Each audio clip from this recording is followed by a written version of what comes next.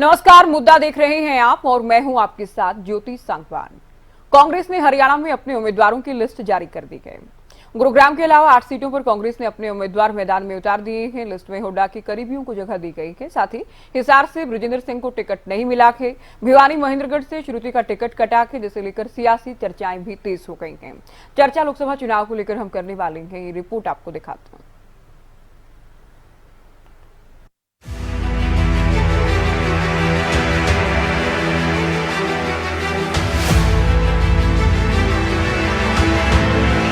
कांग्रेस और बीजेपी के प्रत्याशी अब चुनावी मैदान में हैं। हालांकि कांग्रेस ने गुरुग्राम की सीट पर प्रत्याशी के नाम का ऐलान नहीं किया है। कांग्रेस की 8 सीटों पर लिस्ट आने के बाद लगातार प्रतिक्रियाएं सामने आ रही है। कांग्रेस प्रत्याशियों की लिस्ट आने पर सीएम नायब सैनी ने कहा कि अच्छा है कांग्रेस मैदान में आई, अब चुनाव मैदान में मजा आएगा। वहीं दूसरी ओर पूर्व सीएम मनोहर लाल ने कांग्रेस की लिस्ट पर तंज कसा है। कांग्रेस ने लिस्ट जारी कर दी है सर। गुरुग्राम में अभी भी पेंच फंसा है। श्रुति और विजेंद्र का टिकट कट गया है। और देखिए, क्योंकि उनका आंतरिक मामला है टिकटों का, परंतु लिस्ट निकाली तो अच्छा है। कुछ कहना चाहेंगे? इंतजार कर रहे हैं, कुछ कहना चाहेंगे? अब मैदान में है, अब अच्छा है। हाँ, जहाँ तक हमारी जीत का विषय है, कल तक तो प्रत्याशी भी नहीं थे मैदान में।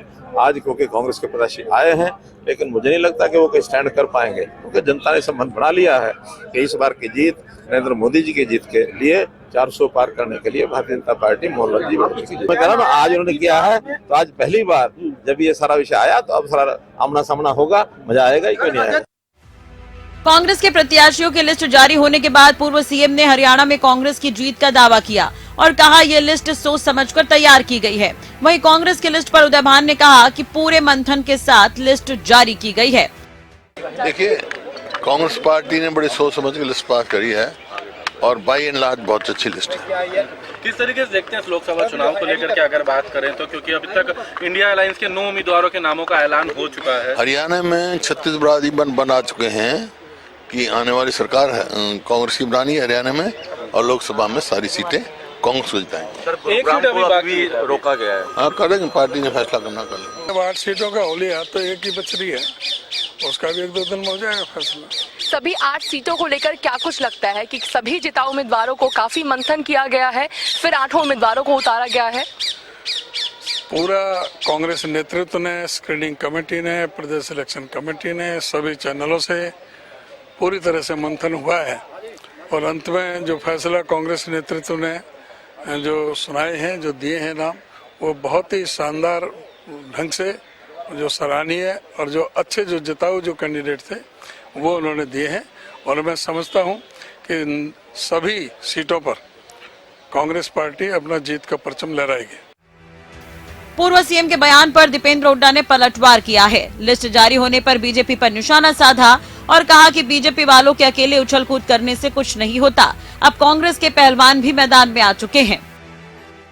जब खट्टर साहब का बयान आया था कि उनके पहलवान अकेले लगे हुए हैं मैदान में, मैंने कहा था कि ये हरियाणा प्रदेश एक दंगल की परंपरा है। हरियाणा प्रदेश में कोई भी पहलवान दंगल में अकेला उछल कूद करे आके तो कोई जनता उसके लिए ताली नहीं बजाती, और बजाती भी है तो कोई जो है प्रतिस्पर्धा की सोच से नहीं बताती।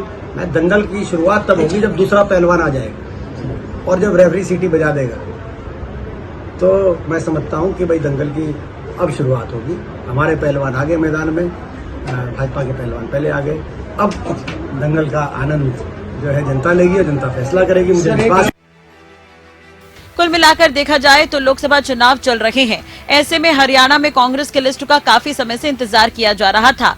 बहरहाल लिस्ट जारी हो गई है, लेकिन अभी भी गुरुग्राम पर ऐलान होना बाकी है। लेकिन 8 सीटों पर कांग्रेस ने ताल ठोक दी है। आपको बता दें, हरियाणा में कांग्रेस और आम आदमी पार्टी मिलकर चुनाव लड़ रही है। कुरुक्षेत्र से सुशील गुप्ता उम्मीदवार हैं। बाकी 8 सीटों पर भी कांग्रेस ने अपने उम्मीदवार उतार दिए हैं। इंतजार गुरुग्राम सीट पर है, लेकिन अभी से बयानबाजी शुरू हो गई है।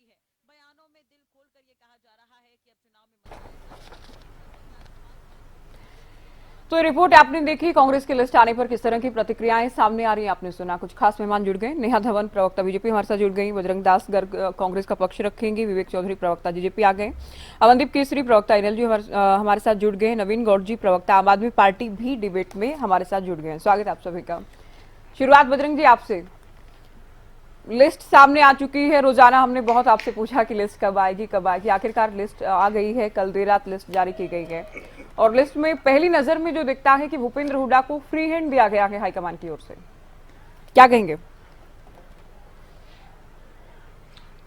ज्योति जी, आपने जो लिस्ट का जिक्र किया, मैं आपका धन्यवाद भी करता हूं कि आपने हमेशा लिस्ट के बारे में जिक्र किया। मैंने कहा समय से पहले लिस्ट आएगी और आपके उम्मीदों के हिसाब से वो लिस्ट आ भी गई।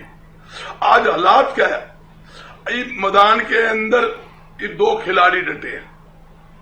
इस खिलाड़ी जब मैदान में आते हैं, असली मजा यूं समझ लो अखाड़े का लगा लो, चुनाव का लगा लो या कुश्ती का लो, जब पता लगता है अभी कौन पहलवान मजबूत है कौन कमजोर है। इससे पहले तो भारतीय जनता पार्टी अकेले ही मैदान के अंदर घूम रही थी। हमने खुला छोड़ रखा था, भाई तुम घूम भी आओ और आपका सिस्टम देख लो आपके हरियाणा में क्या हालात है। कल हम साथ खड़े होते जो कहते कांग्रेस थी, कांग्रेस विरोध करा रही है, इनकी हालात जो तो ये आपने देखा, पूरा देश देख रहा है हरियाणा के अंदर क्या स्थिति है। इनके भारतीय जनता पार्टी के प्रत्याशियों का ना तो गांवों में घुसने दे रहे हैं, ना शहरों में घुसने दे रहे हैं, ना इनकी सुनाई कर रहा है। हर एक व्यक्ति अनाज मंडी में जाओ, मंडी का आड़ती सवाल करता है, पलेदार सवाल करता है, पलेदार कहता है मेरी मजदूरी नहीं आई, मेरी मजदूरी कब आएगी, पिछली मजदूरी बाकी है कब दोगे। और किसान कहता है मेरी फसल कब उठाओगे, मेरा भुगतान कब होगा।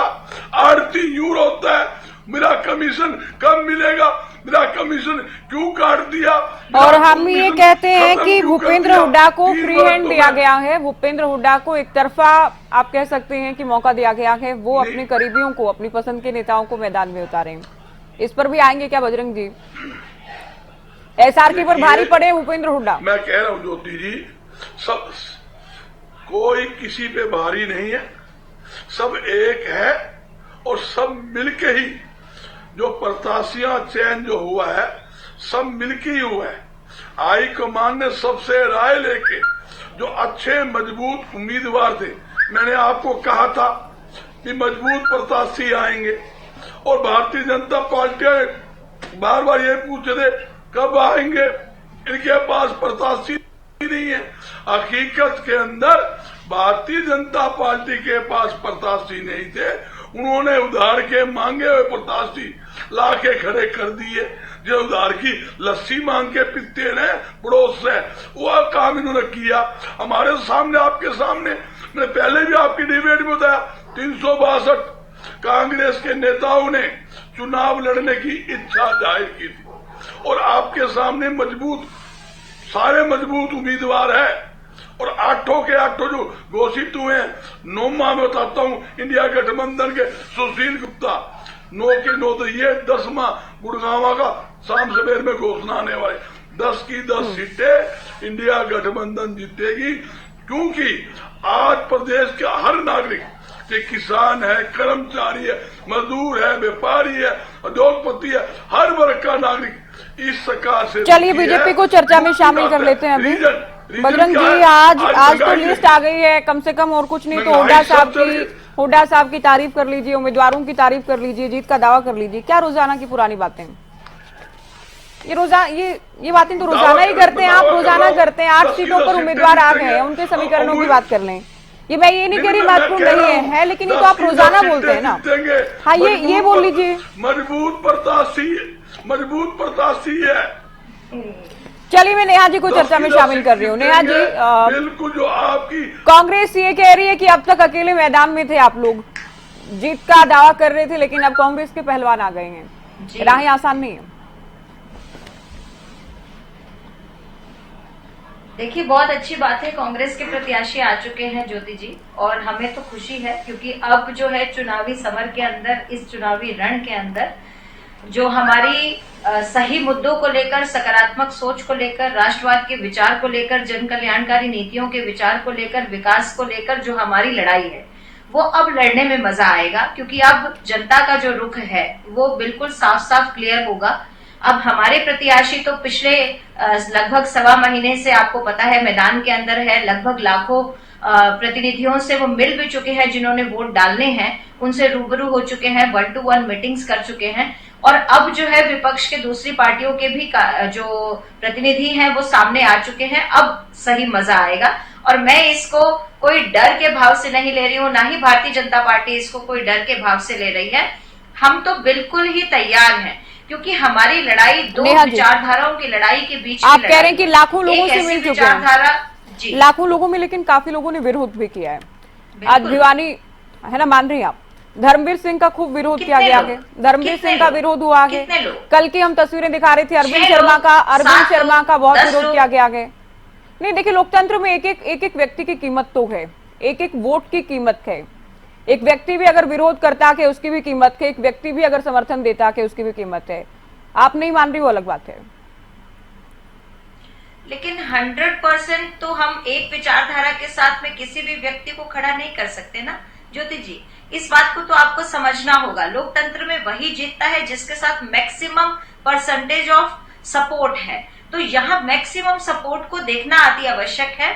हम जरूर इस तरफ ध्यान देंगे क्योंकि जनता की जो भी बात है, चाहे वो एक व्यक्ति की बात ही क्यों ना हो, चाहे वो चंद लोगों की बात क्यों ना हो, उसका सुना जरूर जाएगा और उसका जो भी समाधान होगा समय रहते उसको किया भी जाएगा। लेकिन जन समर्थन जिसके साथ होगा, लोकतंत्र में जीतता वही है। अब एक छोटी सी बात मैं कांग्रेस की जो लिस्ट आई है उस पर करना चाहूंगी ज्योति जी। देखिए, अगर छोटी सी समीक्षा की जाए कि कांग्रेस ने जो लिस्ट निकाली है उसमें बिल्कुल साफ साफ स्पष्ट है कि फिर से एक बार हुड्डा जी को मौका मिल गया अपने सारे कांटे हटाने का। उन्होंने भरपूर कोशिश की और अपने सारे राजनीतिक कांटे जो थे अपनी पार्टी के वो सब निकालकर बाहर फेंक दिए। ना तो सुरजेवाला जी की चली, किरण जी को भी उन्होंने अपने ही एरिया में, अपने क्षेत्र में जो है कम करके छोड़ दिया। कुमारी शैलजा जी को सिरसा में 26 साल बाद एंट्री दे दी। 26 साल पहले उनकी जो खिलाफत थी, 26 साल पहले जो खिलाफत थी वो खिलाफत भी तो शैलजा जी की थी, इसीलिए तो शैलजा जी 26 साल बाद आज एंटर कर रही हैं और शैलजा जी को पक्की हार मिलेगी सिरसा से, इसीलिए उनका ये नाम का कांटा भी निकल जाएगा हुड्डा जी का। तो सब कांटे निकालने का काम जो है वो हुड्डा जी ने बाखूबी फिर से एक बार निभा दिया है। गर्ग साहब बीच में क्यों बोल रहे हैं? बीच में क्यों बोल रहे हैं आप? बहुत बड़ी बड़ी बातें आ रही थी।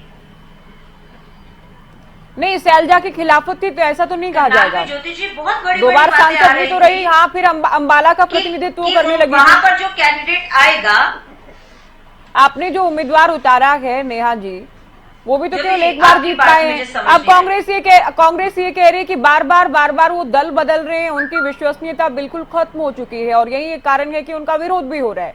ये भी आपके विरोधी कह रहे हैं। बहुत जल्दी इस पर टिप्पणी कीजिए, उसके बाद आगे बढ़ेंगे। देखिए, दल बदलना तो राजनीति में आपके सामने ही है। हर शख्स जो है वो दल बदल रहा है, बहुत सारे लोग दल बदलते हैं। इससे आप, मुझे नहीं लगता कि चुनावी समय में इस बात से कोई गुरेज आज कोई करता है। क्यों? क्या हमारे कांग्रेस के प्रवक्ता बैठे हैं, उनसे पूछ लीजिए कितनी बार दल बदला उन्होंने, कितनी बार खेमे बदले हैं उन्होंने। कभी शैलजा जी के साथ थे, कभी हुड्डा जी के साथ है, कभी बीजेपी में समर्थन दिखाया, कभी कांग्रेस में समर्थन दिखाया। तो इस बात पर तो आपत्ति किसी को नहीं होनी चाहिए। आपको तो चेयरमैन बनाया था भाई साहब, आपको तो चेयरमैन बनाया था। व्यक्तिगत नहीं, व्यक्तिगत नहीं, आप प्रवक्ता है बीजेपी के, प्रवक्ता है कांग्रेस के। संवैधानिक बात है जो मैं कह रही हूँ। आप अपने नेताओं और पार्टी को लेकर बात कीजिए। ये राजनीतिक बात है ज्योति जी, इसमें कोई आपत्ति नहीं होगी। अगर मैं एक राजनीतिक दल में हूँ और वो राजनीतिक दल मुझे सम्मान देता है, मुझे सरकार में जगह देता है, उसके बाद मैं अपना दल मान लीजिए बदल लेती हूँ, तो उसके बाद इनको भी अधिकार है मुझे ये बात कहने का, क्योंकि ये जनता के बीच में खड़े होने की बात है और ये संवैधानिक बात है। इसमें कोई गुरेज नहीं होनी चाहिए सुनने में, और मैंने कोई गलत शब्द भी इस्तेमाल नहीं। गलत की बात नहीं है, बोलने को बहुत कुछ है हरियाणा में। आप बोलेंगे बजरंग दास गर्ग जी को लेकर, ये बोलेंगे आपको लेकर कुछ भी, तो ये तो मेरी डिबेट का विषय नहीं है ना, आप लोगों के बारे में चर्चा करना। चलिए मैं इनेलो को चर्चा में जोड़ रही हूँ। अमनदीप जी, दल बदल पर मैंने बात रखी। ज्योति जी, मैं लेफ्ट राइट कहीं नहीं घूमती हूँ, आपको भी मालूम है। मैं जो बात आप प्रश्न पूछती हैं मैं केवल उसी पर रहती हूँ, मैं लेफ्ट राइट कभी भी नहीं जाती। आप मेरे साथ पहली बार डिबेट नहीं कर रही हैं। मैं करनाल की एक बात कहना चाहूंगी ज्योति जी, अगर आप मुझे कुछ सेकंड्स दे दें। बोलिए। करनाल में जो प्रत्याशी हैं सबसे कम जन आधार के कैंडिडेट जो इनके हो सकते थे, वो कैंडिडेट इन्होंने करनाल में हमारे पूर्व मुख्यमंत्री और जनता के प्रिय माननीय मनोहर लाल जी के सामने उतारे हैं। तुमसे कम जनाधार किसी भी व्यक्ति का नहीं हो सकता था। वो बाहरी कैंडिडेट नहीं है क्या? सोनीपत के कैंडिडेट बाहरी नहीं है क्या? ज्योति जी, इनसे प्रश्न पूछिए, सोनीपत के कैंडिडेट ने कब कांग्रेस ज्वाइन की? और करनाल के जो प्रत्याशी बनाए हैं वो पंचकुला से चुनाव लड़ते हैं, पंचकुला से है ये करनाल से। ये बाहरी कैंडिडेट ले आए तो सब कुछ सही। और हम अगर अशोक तंवर जी को चुनाव लड़वाते हैं, हम अगर कुरुक्षेत्र से नवीन जिंदल जी को चुनाव लड़वाते हैं तो इनको आपत्ति नजर आ जाती है, तो हमें ये ताने मारने के लिए तैयार रहते हैं। आज इनके वो ताने कहा गए कि सोनीपत के कैंडिडेट कहाँ से आते हैं? कब कांग्रेस ज्वाइन की सोनीपत के कैंडिडेट ने? और करनाल का कैंडिडेट पंचकुला रहता है या करनाल रहता है, उसका घर कहाँ है ये पूछिए। वो बाहरी कैंडिडेट नहीं है क्या? और आज सबसे वीकेस्ट कैंडिडेट इन्होंने करनाल में दिया है, उसके लिए इनको बहुत बहुत बधाई। चलिए मैं ठीक है, आप जो कहना चाह रहे हैं, देखिए जहाँ तक आप सोनीपत के उम्मीदवार की बात कर रहे हैं, उत्तराखंड की राजनीति वो करते रहे हैं। और बाहरी की जहाँ तक बात करती हैं तो आपकी पार्टी में भी बहुत सारे बाहरी नेता मिलेंगे जिनका खुद का हल्का या खुद का लोकसभा क्षेत्र कुछ और है, चुनाव कहीं और से लड़ रहे हैं। हमें बोलने दीजिए ये बात। क्या आज हमें मौका मिला है? आपको मौका मिला है, लेकिन आपको जितना मिलना था उससे अधिक बोल चुकी हैं आप, उससे अधिक बोल चुकी हैं आप। बजरंग जी आप भी रुकिए, बजरंग जी आप बीच में मत बोलिए। आपको लाइन बिल्कुल, मैं यही तो कह रही हूँ ना, मैं सभी को टोकती हूँ उस बात के लिए जो सभी पार्टियों में है। ये सभी पार्टियों में है। बाहर जाकर चुनाव लड़ना, इसमें भी कोई बुराई है नहीं। अमनदीप जी, आपके भी अभय चूंकि कुरुक्षेत्र में चुनाव लड़ रहे हैं, उन्हें लोकतंत्र में अधिकार दिया है। ताऊ देवीलाल 3 राज्यों से चुनाव लड़ते रहे, ठीक है। ये बाहरी वाला हालांकि मुद्दा अभय उठा रहे हैं, आम आदमी पार्टी को लेकर भी वो कह रहे हैं कि उनका क्या लेना देना यहाँ से, तो ये आरोप प्रत्यारोप इसे लेकर देखा जाता है, बार पलटवार होता है। लेकिन कांग्रेस की जो लिस्ट आई है उसके बाद इनेलो कैसे देख रही है हरियाणा में चुनावी माहौल को? जी ज्योति जी, जैसे कि आपको मालूम है, खासकर हरियाणा प्रदेश के अंदर जो जनता के मन में भारतीय जनता पार्टी जजपा सरकार के खिलाफ रोष था और वो इस जो है सरकार से बहुत जल्दी मुक्ति पाना चाहती है हरियाणा प्रदेश की जनता। लेकिन कांग्रेस जो क्या कर रही है पिछले 10 सालों से, उनकी उम्मीदों के अनुरूप कांग्रेस पार्टी के जो नेता हैं वो एक दूसरे से मुक्ति पाना चाहते हैं। और जो बार बार उनकी जो भी डिसीजन सामने आते हैं जनता के सामने, वो केवल उसी चीज को दर्शाते हैं। आज भी हरियाणा प्रदेश की न केवल जनता, सबसे ज्यादा कांग्रेस का वो कार्यकर्ता निराश है जो आज एक बूथ लेवल पर काम करता था। आप ज्योति जी, मैं बाकी चीजों में बाद में आऊंगा, पहले ये बताना चाहूंगा कि ना तो 10 सालों में इन्होंने उस कार्यकर्ता को, आम कार्यकर्ता को कोई पद दिया, कोई सम्मान दिया कांग्रेस के बड़े नेताओं ने। और जो 9 कैंडिडेट इन्होंने उतारे हैं उसमें सबसे खास बात क्या है कि इन्होंने 8 के 8 कैंडिडेट अभी उतारे हैं। 8 के 8 कैंडिडेट्स ने जब इन्होंने उनसे आवेदन मांगा था वहां से चुनाव लड़ने का, 8 के 8 ने आवेदन ही नहीं किया था चुनाव लड़ने का वहां से। और जिन कार्यकर्ताओं ने किया था और जो लिस्ट इन्होंने जारी की थी, वो ड्रामा सब किया हुआ था, वो केवल मात्र ढकोसला साबित हुआ। असल के अंदर ये भूपेंद्र सिंह हुड्डा को, जैसे आप बात कर रहे थे कि फ्री हैंड दिया है, और भूपेंद्र सिंह हुड्डा ने आके मनोहर लाल खट्टर को फ्री हैंड दे दिया है। आप देख रहे हैं कि सभी जगह भूपेंद्र सिंह हुड्डा ने अपनी सेटिंग के साथ, मनोहर लाल खट्टर जी के साथ सेटिंग करके ये उम्मीदवारों का चयन किया है, ये उम्मीदवार उतारे हैं। किसी सीट के लिए आप कह सकते हैं कुछ तथ्यों के साथ कि आपको क्यों लग रहा है ऐसा? बातें करते रहते हैं आपको क्यों लग रहा है ऐसा? किसी सिंगल सीट के लिए आप कह दें कि इसलिए हमें लग रहा है ये, कोई तथ्य है आपके पास?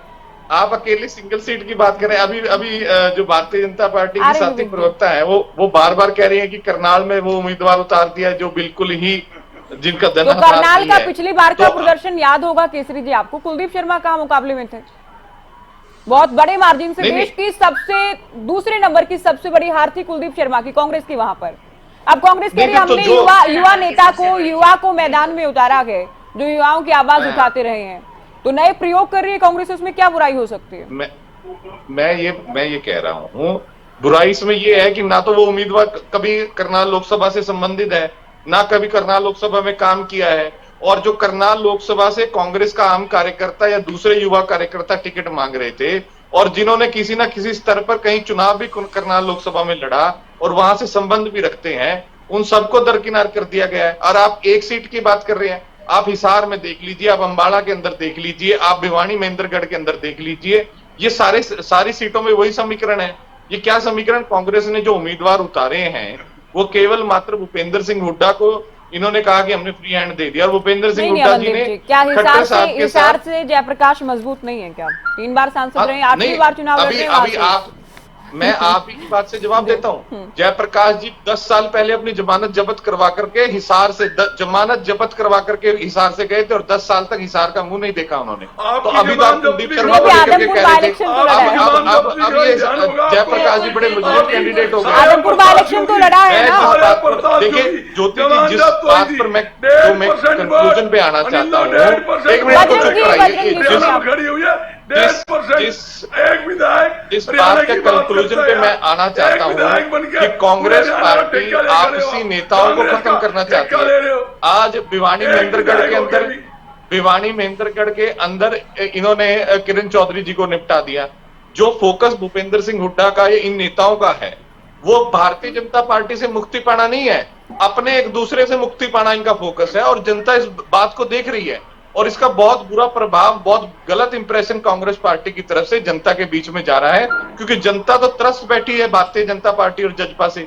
वो तो इनसे मुक्ति पाना चाहती है हर क्षण भी, और मुक्ति पाने के लिए अगर वो विपक्षी दलों की तरफ देखती है, और विपक्षी दलों का ये हरकतें होती हैं, पहले तो इतनी लंबी खींचतान, क्या आप मानती हैं कि जिन नेताओं के साथ इन्होंने टिकट इनका काटा है, क्या वो अब मदद करेंगे? अभी उदयभान जी का जो बयान है वो साथ लेने वाला बयान नहीं है। उन्होंने तंज भी कसा कईयों पे कि हम लॉयल्टी देखते हैं, और फिर उन्होंने कई सारी चीजें बताई कि वहां का नामांकन हम तब करेंगे, वहां का नामांकन तब करेंगे, लेकिन सिरसा का नामांकन उन्होंने नहीं बताया कि सिरसा का नामांकन कब करेंगे, क्योंकि आपसी तालमेल है नहीं।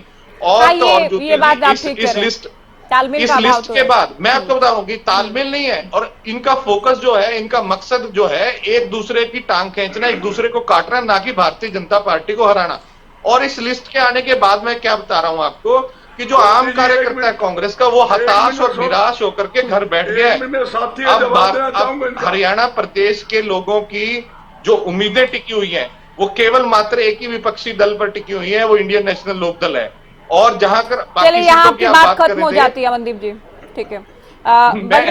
खत्म तो नहीं होती था, लेकिन कंक्लूजन यही है कि जो कांग्रेस कंक्लूड कर दिया कि उम्मीदें केवल इनेलो से हैं। बजरंग जी आप रुक जाइए, अभी मैं सभी से ओपनिंग स्टेटमेंट ले रही हूँ। पहले आप सभी के बीच में बोल रहे हैं। एक तो विवेक जी, लगातार आप कहेंगे, मैं रोजाना ये पूछती हूँ, रोजाना आपके कुछ पदाधिकारी छोड़कर दूसरे दलों में चले जाते हैं। आज भी कुछ कांग्रेस में गए हैं, और अब जबकि कांग्रेस की लिस्ट आ चुकी है, कुछ नेताओं को उम्मीद थी टिकट मिलने की, नहीं मिला के, तो जो दल बदल जारी है, क्या आप लोगों से भी कोई संपर्क किया है कांग्रेस के कुछ नेताओं ने? जो कि रोज आप ये सवाल पूछते हैं, और मेरा रोज एक ही जवाब होता है कि चुनाव का दौर है और आना जाना लगा रहे। अगर जा रही हैं तो आप भी रही हैं। जहाँ तक संपर्क की बात है, केसरी जी को हंसी आ रही सवाल पर, पता नहीं क्यों। नहीं, केसरी जी को आदत है हंसने की, हमारे बड़े भाई हैं, कोई दिक्कत नहीं है। आज के दिन हम एक चीज जानते हैं, केसरी जी ने एक बात तो सही कही। आज सुबह से ही, जब कल रात को लिस्ट आई है कांग्रेस की, तभी से ही मीडिया में एक चर्चा चल रही है, और कुछ एक राजनीतिक विशेषज्ञ उनको यहाँ तक कह दिया कि बजरंग जी फोन साइलेंट कर लीजिए, निवेदन कर रही हूँ आपसे। आज कांग्रेस की लिस्ट पे मोदी की छाप, रियलिटी भी यही है। जो कि अगर देखा जाए, अभी बीजेपी के प्रवक्ता को सुन रहा था, वो कह रहे थे कि हमारे सामने इतना कमजोर कैंडिडेट खड़ा कर दिया, इनको इस बात की भी टेंशन होगी। इनको तो खुश होना चाहिए, इनको एक्चुअल में पता नहीं डील क्या हुई है। भूपेंद्र सिंह हुड्डा का एक ही मकसद है, अपने बेटे को सुरक्षित रखें। आज सेटिंग वही चल रही है कि मेरे बेटे को जीत लेने दो, और किसी से मैंने कुछ नहीं लेना। आज के दिन एक लॉजिक एक और है, अगर देखा जाए बजरंग दास जी उसका जवाब दे दें तो अच्छा है। आज अगर दीपेंद्र हुड्डा लोकसभा जीतते हैं तो राज्यसभा बीजेपी के पास जाएगी, अगर नहीं जीतते तो लोकसभा बीजेपी के पास जाएगी। फायदा बीजेपी को ही होना। आज परिवार में और सदस्य नहीं थे, या और कोई चुनाव नहीं लड़ सकता था, या भूपेंद्र सिंह हुड्डा खुद चुनाव नहीं लड़ सकते थे, कुमारी शैलजा तो लड़ गई।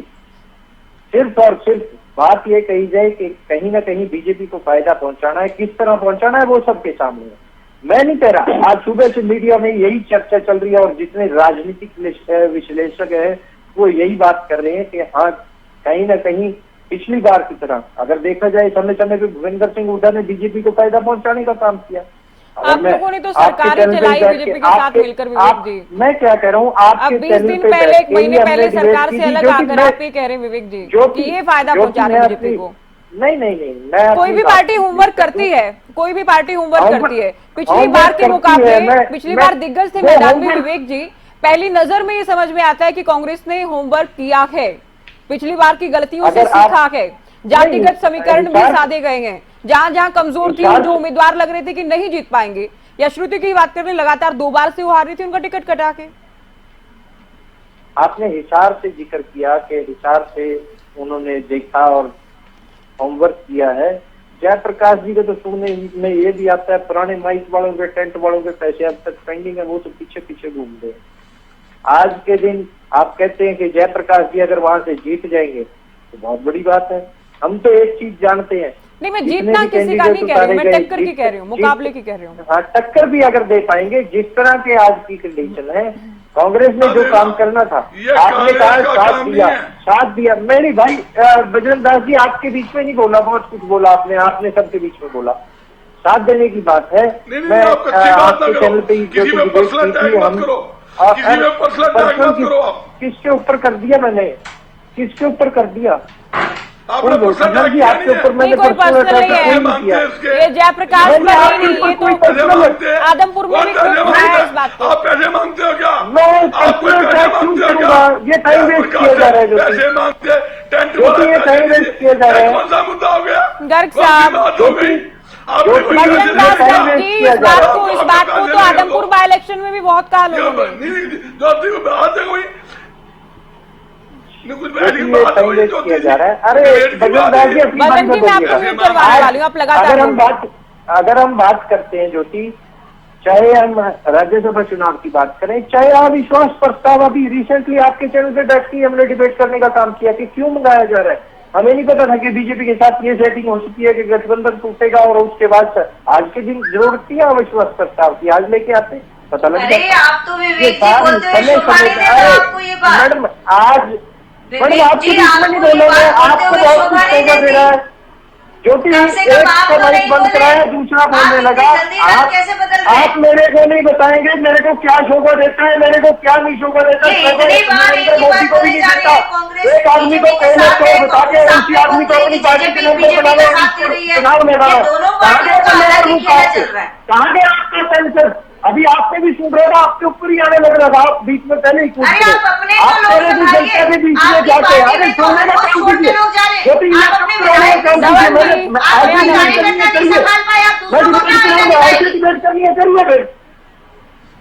आज के दिन आप बात करते हैं जनता के बीच में, जनता के बीच में, आप जनता के बीच में आइए ना, मंडियों के अंदर आइए मैडम, मंडियों के अंदर आइए।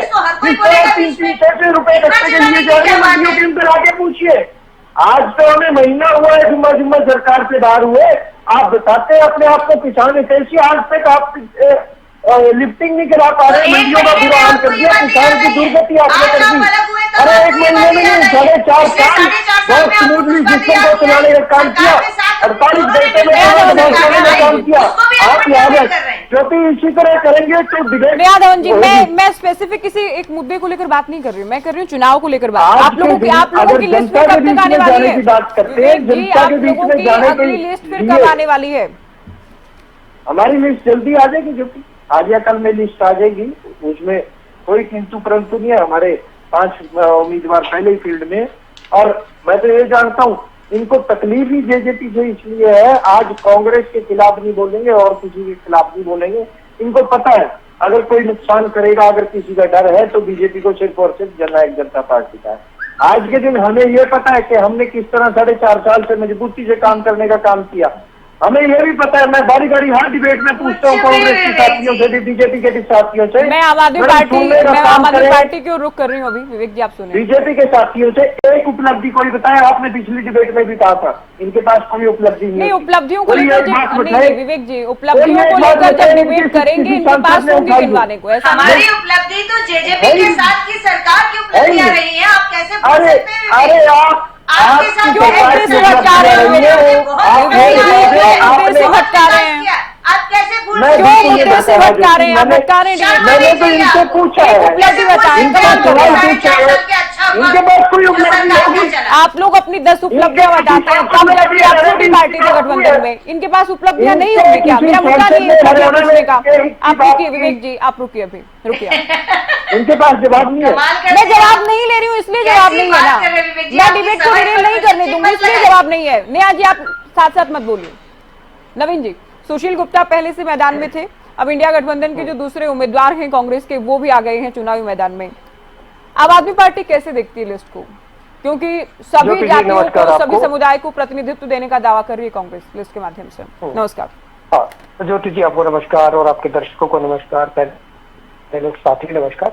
सबसे पहले तो सभी भाजपाई और मीडिया के जो साथी हैं उनकी प्रतीक्षा का अंत हुआ है। बड़ी आंखें बिछा के प्रतीक्षा कर रहे थे कांग्रेस के कैंडिडेट, इंडिया गठबंधन के कैंडिडेट कब आएंगे, तो उनकी कम से कम प्रतीक्षा खत्म हुई।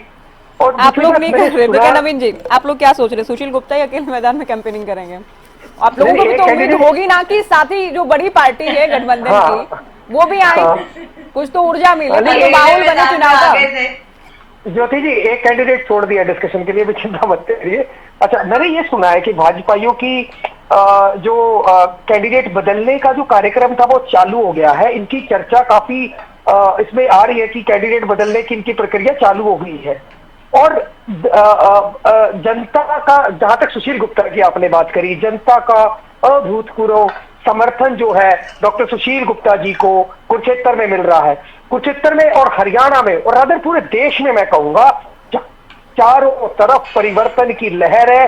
लोग परिवर्तन करना चाहते हैं, लोग विकास की राजनीति देश, प्रदेश और कुरुक्षेत्र में करना चाहते हैं, जिसके चलते डॉक्टर सुशील गुप्ता जो आम आदमी पार्टी के इंडिया गठबंधन के कैंडिडेट है उनको अभूतपूर्व समर्थन मिल रहा है।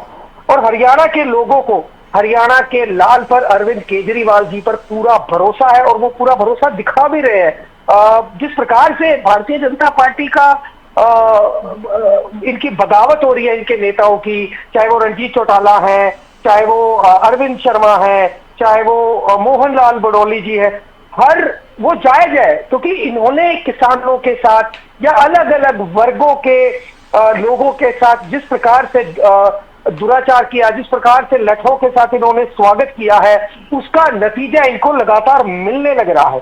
और भारतीय जनता पार्टी की सत्ता की जो भूख है वो इतनी बढ़ गई है, इतना उनमें अहंकार आ गया, इतना तानाशाही इतनी चरम पे चली गई है कि वो गलत और सही में अंतर करना भी भूल गए हैं। वो तानाशाही की चरम सीमा पर आ गए हैं। और मैं आपको बताना चाहता हूं, भारतीय जनता पार्टी जनता की नजरों में गिर चुकी है। जनता कह रही है, जनता खुल के चिल्ला चिल्ला के कुरुक्षेत्र में कह रही है कि गुप्ता जी वहां के सर्वमान्य नेता हैं और जनता बदलाव चाहती है। ये देखो, अब ज्योति जी थोड़ा रोक लो ना इनको रोको। मैं देखो बोला था, कुछ नहीं बोला किसी के बीच में, किसी के बीच में कुछ नहीं बोला।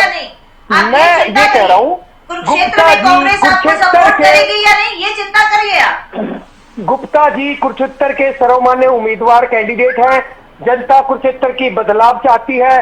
बेरोजगारी और महंगाई में आप हरियाणा प्रदेश को जिस प्रकार से पहले नंबर पे लेके गए हो, वो हमारा एक महत्वपूर्ण मुद्दा है। उस मुद्दे पर जनता आपकी बगावत भी कर रही है। किसानों का जिस प्रकार आपने अत्याचार किया है उस पर भी जनता आपकी बगावत कर रही है और वो बगावत करना जायज भी है। आप जहां कहते हो कि जी वोट मांगना तो सबका अधिकार है, वोट मांगना सबका अधिकार है, पर जनता को भी अपने कामों के लिए अपने मुख्यमंत्री से मिलना जाके वो भी अधिकार जनता को है। पर आपने जहां चंडीगढ़ में लोगों का जो लठों के साथ स्वागत किया उसका बदला जनता आपको दे रही है। और भारतीय जनता पार्टी हर उस आवाज को दबाती है, हर उस आवाज को दबाती है जो लोकतंत्र में सही है। लोकतंत्र की हत्या की लगातार भारतीय जनता पार्टी कोशिश कर रही है। बेरोजगारी के चलते हरियाणा में नशा लगातार बढ़ता गया भारतीय जनता पार्टी के। उसको हम संरक्षित करें, जो भ्रष्टाचार करे उसको संरक्षण दे, ये बात कह रहे हैं आप। लोकतंत्र के बचाने की बात कर रहे हैं। अगर अरविंद केजरीवाल जी ने भ्रष्टाचार किया है तो अंदर जाएंगे ही, बिल्कुल जाएंगे। अगर उन्होंने भ्रष्टाचार किया, उनकी स्वयं की बात रही है कि अगर मेरी पार्टी में भ्रष्टाचार करेगा तो वो जेल जाएगा। जब देश के नाम पर हम दवाई पहले ही भ्रष्टाचार सुन लो। क्या मुद्दा आप लोग कहाँ से ले आते हैं मुद्दे बीच में? नहीं, अब जवाब सुन लो। क्या हरियाणा के चुनाव को लेकर बात नहीं कर सकते आप लोग? तो अभी हम दोनों को बात करनी है मैम। मैं बोल रहा हूँ, मैं तो आप बोलिए ना, आपको कौन रोक रहा है? वो बीच में रनिंग कमेंट्री चलती है, वो डिस्टर्ब करती है ना जो ज्योति जी। आज इनको बात नहीं करने दीजिए अपने। हाँ, बेरोजगारी के चलते हरियाणा में नशा लगातार बढ़ा है और नशे की चपेट में हरियाणा का युवा आ गया है। सारे कारोबारों को छोड़ के नशा एक इकलौता ऐसा कारोबार है जो हरियाणा में लगातार फल फूल रहा है। आपने देखा रणजीत चौटाला को किस प्रकार से गांव में निकाला जा रहा है। आप मुझे मजबूर कर दिए, आप मुझे मजबूर कर दिए म्यूट करवाने के लिए, आप मुझे मजबूर करिए ऑडियो डाउन करवाने के लिए। और आप मुद्दे पर बात नहीं कर सकते क्या नवीन जी? केवल नशे पर क्यों? फिर बहुत सारे सैकड़ों मुद्दे हैं, उनको भी ले आइए। नहीं, मैं उम्मीदवारों को लेकर, कांग्रेस की लिस्ट को लेकर बात कर रही हूँ। आप अपनी स्क्रिप्ट पहले ही तैयार करके लाते हैं, उसी पर बोलते हैं। क्या तरीका है आपका? नशे पर ही क्यों? नशे के अलावा भी बहुत सारे मुद्दे हैं। फिर तो तुलना भी होनी चाहिए कि पंजाब में नशे को लेकर क्या हालात हैं, पंजाब से लगते हरियाणा के सीमावर्ती जिलों में क्या हालात हैं। आज मैंने अरविंद केजरीवाल जी का कोई जिक्र नहीं किया, का मैंने जिक्र नहीं करा। नहीं, तो इसमें आप एहसान कर रहे हैं क्या? नहीं किया खुद का।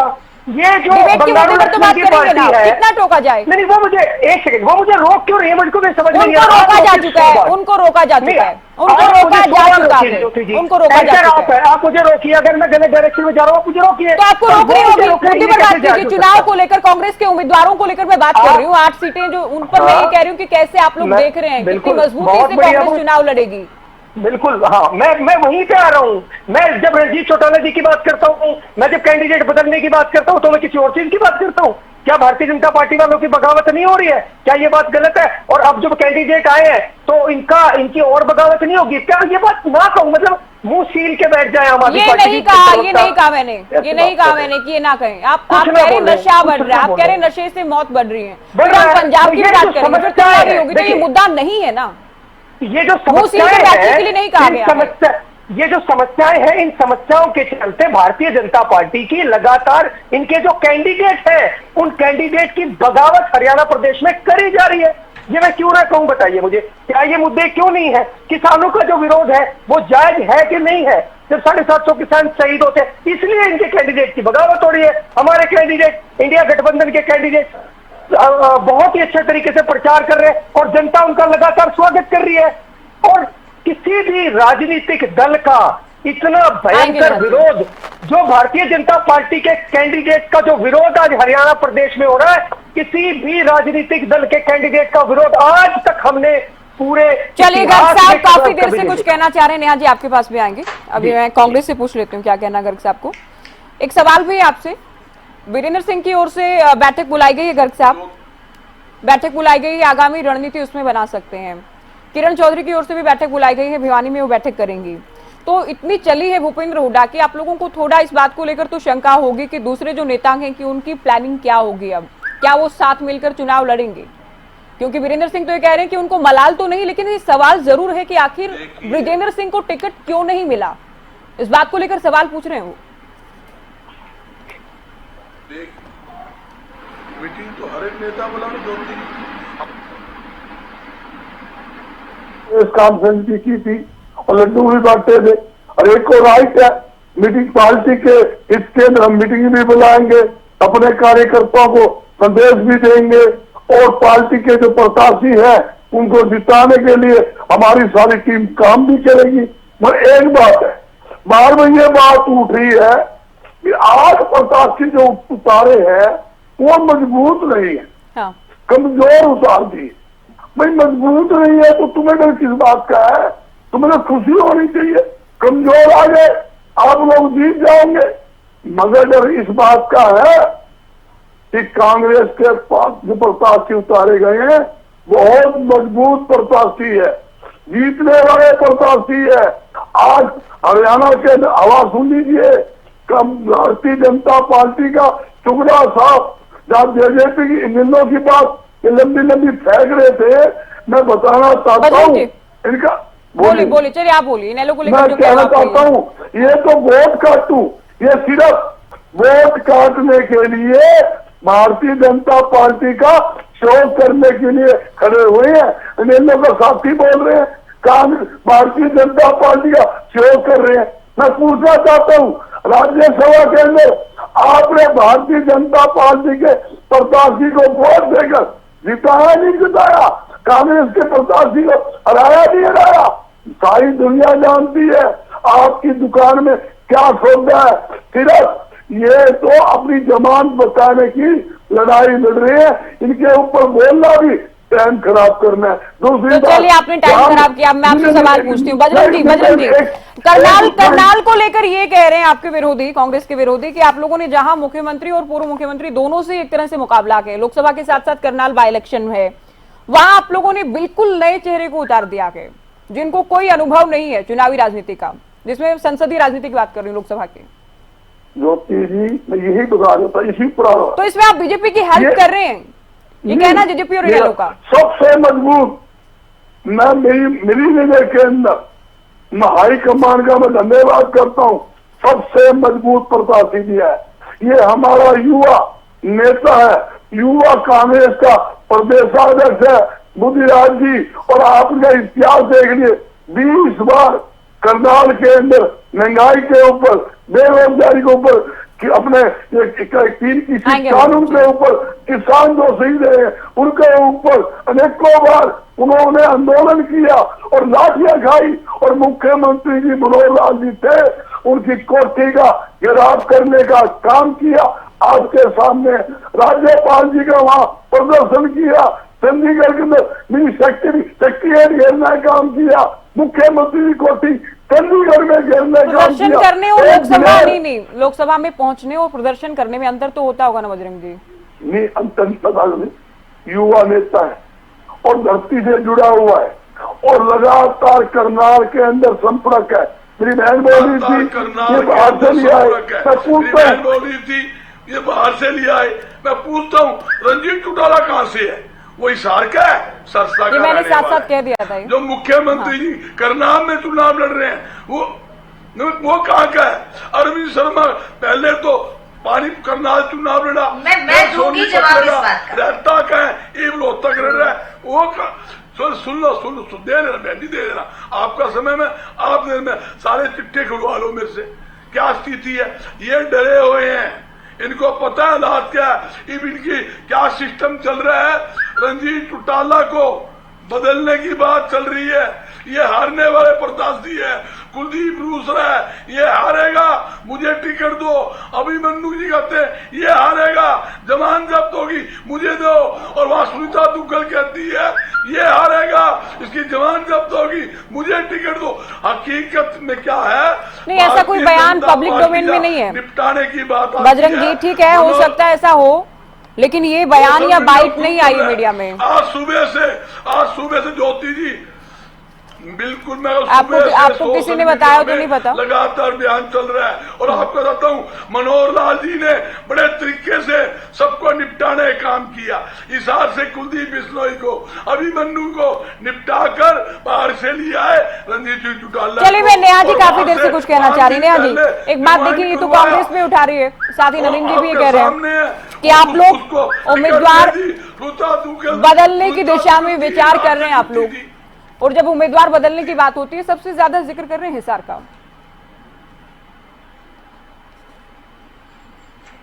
देखिए ज्योति जी, मैं भाजपा की आधिकारिक प्रवक्ता हूं और उस नाते मैं आपके चैनल पर ये बिल्कुल स्पष्ट कर देना चाहती हूं कि इस तरह की जो भी बातें मीडिया में उठ रही हैं या विपक्ष के लोग इस बात को एक तूल देने की बात कर रहे हैं, ये सरासर इस बात का मैं खंडन करती हूं। हमारे किसी भी प्रत्याशी को बदलने की बात कहीं पर भी कोई भी विचाराधीन भी नहीं है। और ना ही हो सकती है। दूसरी बात देखिए, एक विधायक के बल पर आईएनएलडी इतनी बड़बोली हो रही है और एक प्रत्याशी के बल पर हरियाणा की सबसे बड़ी कहलाने वाली पार्टी जिसमें सबसे ज्यादा कार्यकर्ता है आम आदमी पार्टी, वो बड़बोलापन दिखा रही है।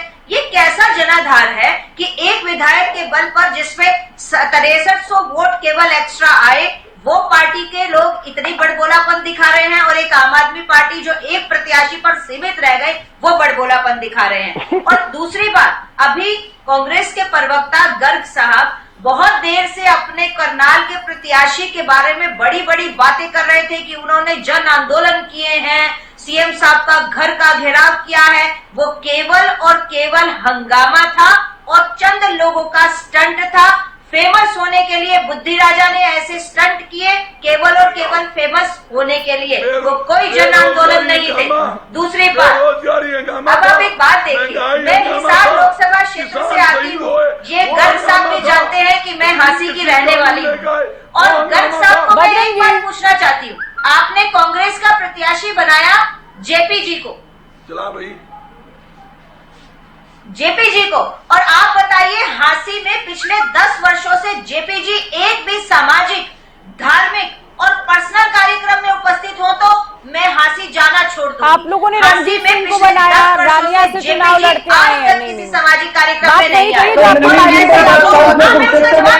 उसका जवाब देती हूँ, मैंने कहा था ज्योति जी मैं जवाब दूंगी, मैं जवाब दे रही हूँ, तो दीजिए ना जवाब। मैं ये कहना चाह रही हूँ कि हमारे प्रत्याशी जो लोकसभा के हैं चौटाला साहब पिछले 10 वर्षों से 9.5 साल से, जब तक सरकार में हमारे साथ बिजली मंत्री रहे, हरियाणा लोकसभा में, हिसार लोकसभा में एक भी ऐसा विधानसभा का क्षेत्र नहीं था जहाँ पर उन्होंने जनता के बीच में बैठ के कार्यक्रम नहीं किए। 9.5 साल से नहीं रहे, बिल्कुल 2019 में या नहीं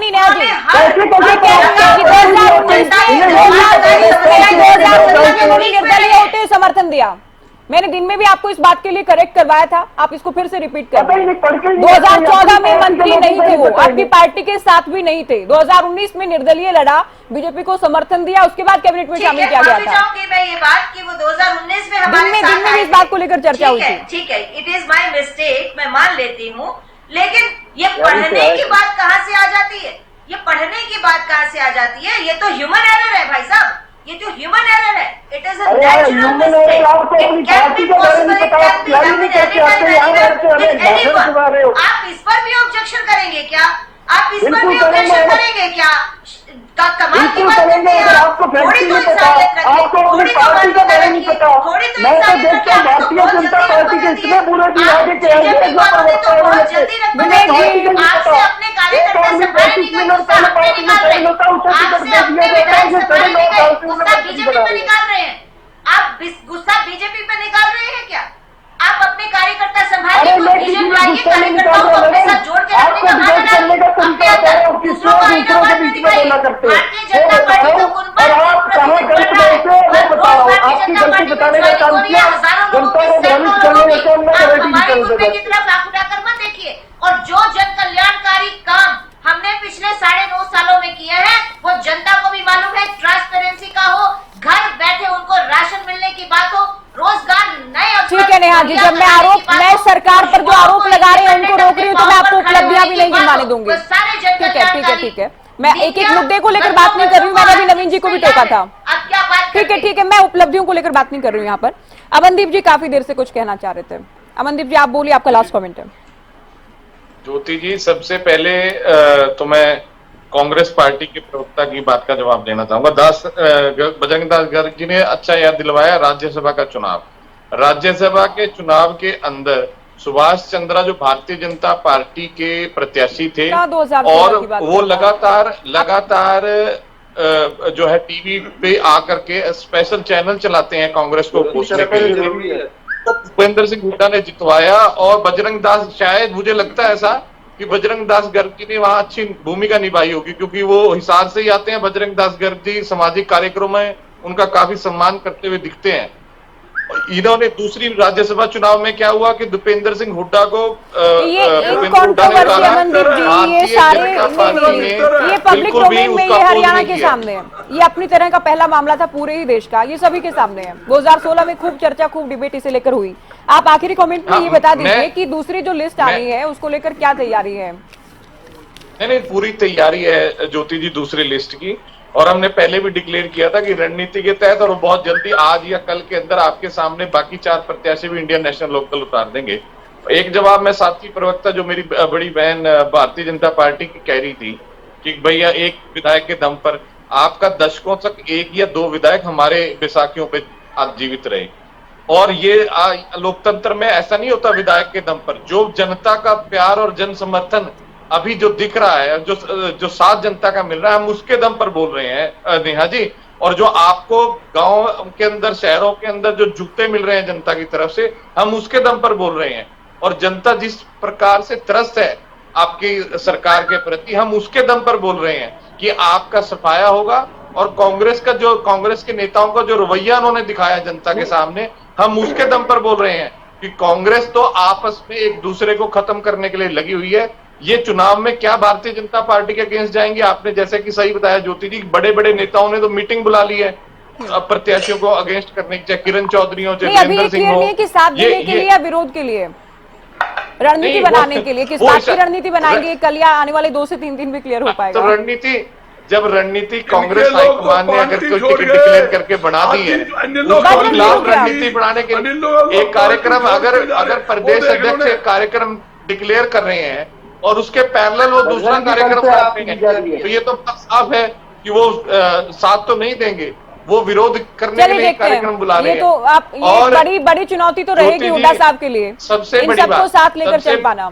और जब हुड्डा साहब की चल रही है तो उम्मीदवारों का मजबूती से चुनाव लड़ा जाए, ये भी उनके लिए आखिरी 10 सेकंड ज्योति जी लूंगा। सबसे बड़ी बात जो हरियाणा प्रदेश के अंदर जो दोनों राष्ट्रीय पार्टियों के साथ बीत रही है कि इनका जमीनी स्तर पे कार्यकर्ता इनसे बहुत ज्यादा नाराज हो चुका है ना। जैसा कि कांग्रेस का कार्यकर्ता नाराज हुआ, मैंने बताया, ऐसे ही भारतीय जनता पार्टी का कार्यकर्ता भी बहुत हताश और निराश है। अमनदीप जी, ऐसा तो नहीं कि आप लोगों के पास कार्यकर्ता ही ना हो, इनके पास कार्यकर्ता और नेता तो हैं। ठीक है, मैं अभी समय नहीं है, रोजाना ही चर्चा होगी। प्रत्येक जनसभा मुख्यमंत्री को ये बोलना पड़ रहा है कि कार्यकर्ताओं के लिए मेरे घर के दरवाजे हमेशा खुले हैं। ठीक है, फटाफट मैं आखिरी कमेंट्स ले रही हूँ। विवेक जी, आप ये बार क्या पड़ रहा है। ठीक है केसरी साहब, आपको ये लग रहा है इनके कार्यकर्ता और जनता इनसे नाराज है? ठीक है, आपकी बात आ गई, सुनिए अभी। विवेक जी, आप बोले। ज्योति, आज अगर कांग्रेस की बात की जा रही है तो कांग्रेस के ऊपर ही बात करनी चाहिए। आपने कहा कि और कोई बात नहीं करती, मैं तो यही बारी बारी कहता हूँ। कांग्रेस की लिस्ट की, कांग्रेस के चुनाव की, कांग्रेस पार्टी ने किस तरह चुनाव लड़ना है उसी के ऊपर बात कर। अभी बजरंग दास जी को भी सुन रहा था, वो कह रहे थे हमारे ऊपर तो टाइम वेस्ट करने का फायदा नहीं।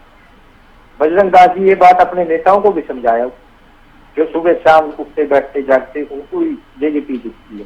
आज ज्योति बारी बारी 2016 का जिक्र अमनदीप भाई ने किया, 2016 का जिक्र कर लो, 2022 का जिक्र कर लो, जींद बाई इलेक्शन का जिक्र कर लो, इलाहाबाद बाई इलेक्शन का जिक्र कर लो, इतने ही चुनावों का जिक्र कर लो। समय पे भूपेंद्र हुड्डा ने बीजेपी का साथ देने का काम किया, सिर्फ और सिर्फ अपने आप को बचाने के लिए। बीजेपी की तो ये बता दो, बीजेपी सरकार में आने से पहले से भूपेंद्र सिंह हुड्डा के लैंड माफिया बताती थी, प्रॉपर्टी डीलर बताती थी, इनको बाहर बड़ा उल्टी बताती थी।